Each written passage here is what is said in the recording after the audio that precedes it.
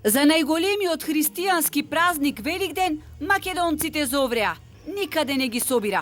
Избегнувајќи го центарот на православието Охрид, вапцувањето јајца и празнувањето во кругот на семејството ќе го заменат со уживање во што подалечни земји и луксузни патувања. Туристичките агенции фрчат со неколку дневни аранжмани кои целосно се продадени. За индивидуална сума и од над 1000 евра пакуваат куфери за да заминат во Букурешт и романскиот регион Трансилванија, шпанскиот бисер Андалузија, португалскиот Лисабон и Порто, италијанските и француски монденски места и метрополи. Некои ќе заминат во Јордан и светата земја Израел, па дури и во Обединетите арапски емирати.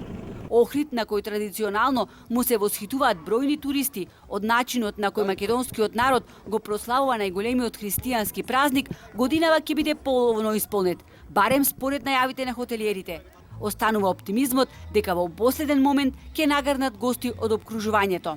Во очи на престојниве великденски празници, ние како гостители секогаш го гаиме оптимизмот дека ќе бидат нашите капацитети исполнети, бидејќи како што знаеме, овој регион доста е посетен за време на таквите збиднувања. Сепак Охрид представува еден центар на религиозните збиднувања во наше општество.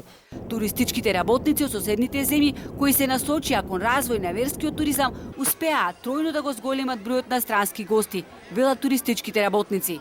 Цел Охрид треба да е еден компактен производ за да му го продајме на странците.